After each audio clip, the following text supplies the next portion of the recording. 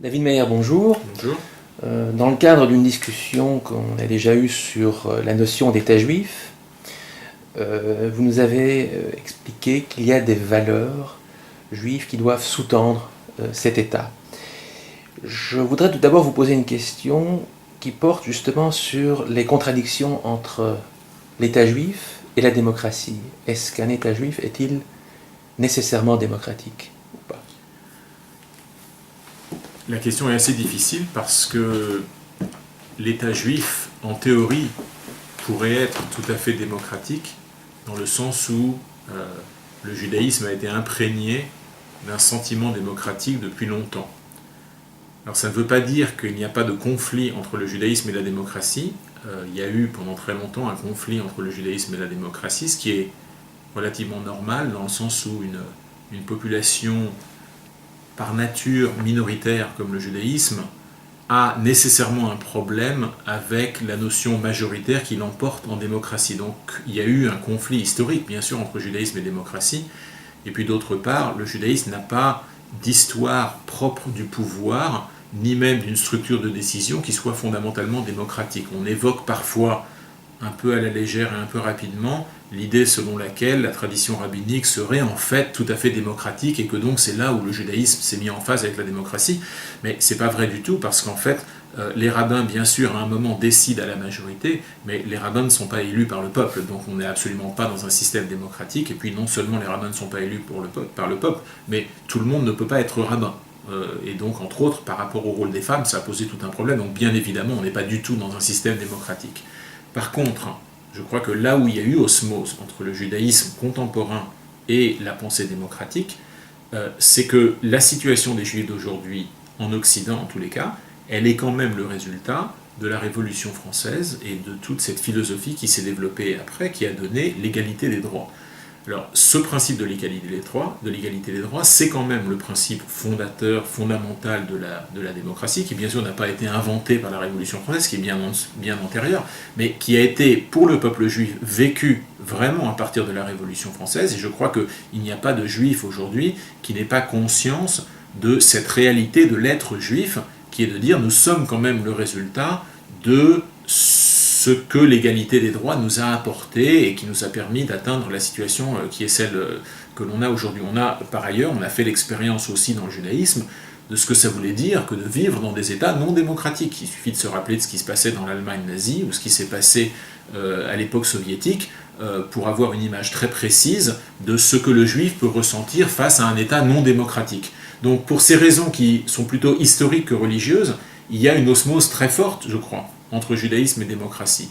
Et c'est pour ça que imaginer l'État d'Israël aujourd'hui comme un État non démocratique poserait des énormes problèmes au judaïsme parce que ça renverrait l'image du juif et l'identité du juif à éventuellement ce qui se passait avant l'émancipation des juifs, avant la Révolution française, etc. Donc je pense que là, il y aurait des problèmes qui seraient finalement assez compliqués.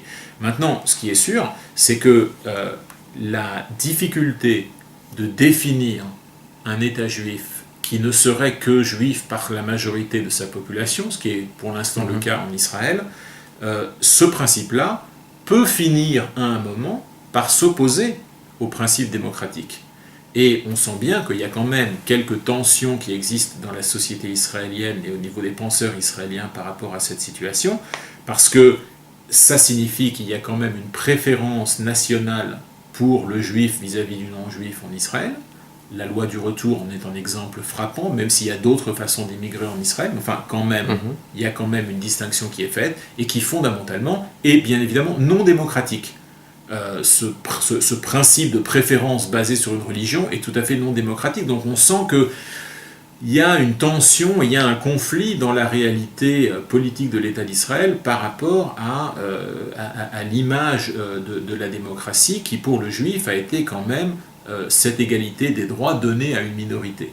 Donc je crois que ce qui est important, c'est qu'Israël est conscient de cette tension-là et de faire attention à ne pas tomber dans des dérives en se disant finalement, pour préserver la majorité juive dans l'État, nous serions prêts à renoncer aux principes démocratiques de façon à maintenir le status quo démographique dans lequel nous nous trouvons. À ce moment-là, je pense que la communauté juive se trouverait dans une situation où elle serait obligée de choisir entre son allégeance à la démocratie ou son allégeance à l'État d'Israël.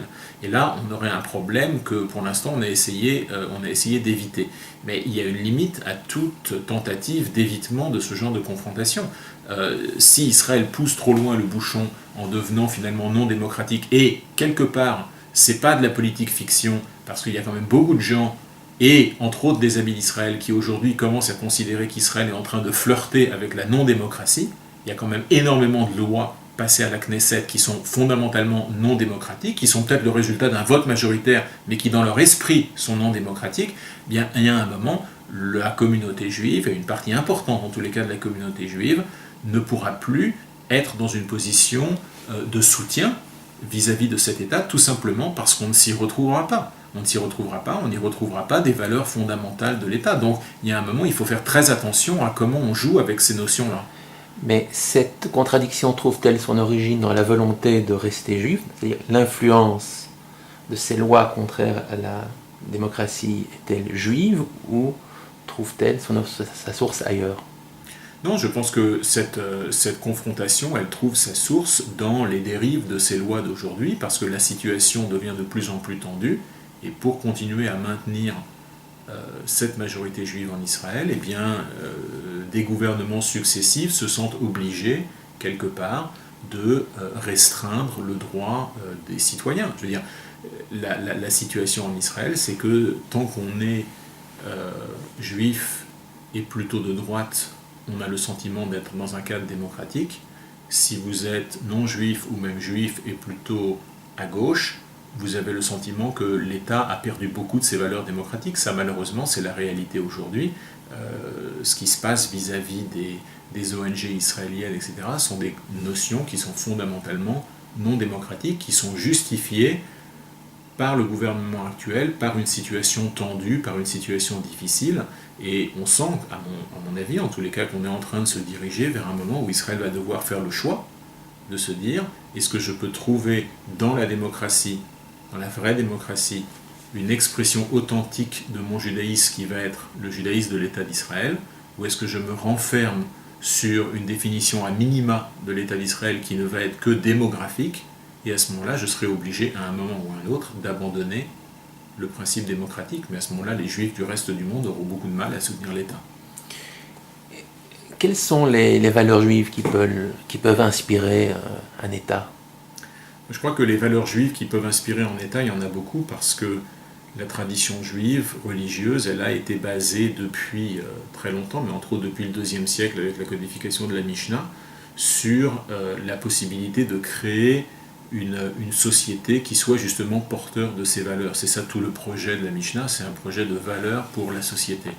Alors il suffit effectivement d'aller un peu piocher dans ces textes-là pour aller y retrouver un certain nombre de valeurs. Alors ce sont des valeurs qui ne sont pas exclusives du judaïsme, bien sûr, parce que on a évoqué tout à l'heure celle de la démocratie qui est arrivée peut-être un peu plus tard dans le champ de réflexion du judaïsme, mais je veux dire des valeurs comme la justice, des valeurs comme la compassion, des valeurs comme l'équité, des valeurs comme la remise à plat des possessions, des valeurs qui sont exprimées dans la Torah. Il y a beaucoup de choses qui, même si elles ne sont pas d'application concrète immédiate, peuvent quand même porter un sens dans cet état. Mais je crois que ce qui est important, au-delà d'aller simplement repiocher des valeurs dans des textes anciens, c'est de se rappeler que le judaïsme a été structuré autour de cette capacité à débattre, cette capacité à discuter, cette capacité à réfléchir à des situations complexes en y trouvant des solutions subtiles. C'est quand même ça tout le débat talmudique,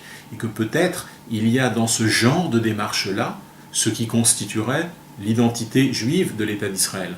Donc moi je ne suis pas naïf en pensant que voilà, il suffit de parler de justice, de paix et d'amour pour faire du judaïsme. Ça, je pense que c'est pas du tout aussi simple que ça. Quand on a la responsabilité de la gestion d'un État, on sait bien qu'on ne peut pas y aller avec des gros sabots.